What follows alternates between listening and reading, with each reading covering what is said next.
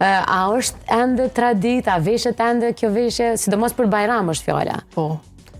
Zakonisht mnuse që janë Bajramin e parë, veshin ma shumë, edhe për dasma. Më nuk është zbe, ende praktikohet. Jo, viteve të fundit edhe ma shumë bile është në trend. A po, vajzat e reja dhe me thonë e kanë pranu këto si diçka nuk e kanë lënë anash si tradit. Jo, në Deçan është asnjë vajzë nuk martohet pa këtë veshje. Dëgjoni mirë djem, krejt ju që i keni të dashurat e Deçanit, asnjë vajzë sa nuk martohet pa këtë veshje. Është goxha e shtrejtë si veshja, po.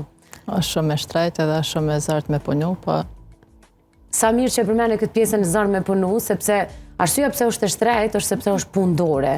Gjitha këto pjesë që i kemi në tavolinë janë të punuara nga nona juaj, të cilin e përshëndesim, por që këto veshje kanë mund, edhe prandaj kushtojnë shumë shtrejtë. Po, ashtu. Tregona pak ma shumë për pjesë, për këto veshje, pse është kaq e veçantë kjo veshje?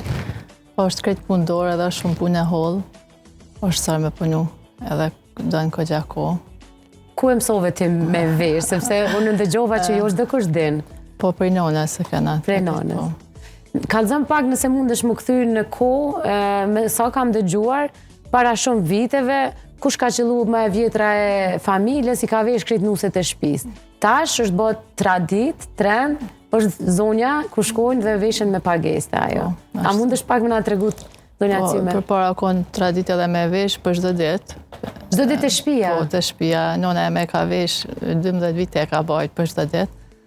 E tani mas një kohë, jo. Tani për jasajna e kena mësu, ajo një kohë i ka vesh nuse, tash ajo pak është ma më shumë edhe i vesh jonë edhe motrat tjera din.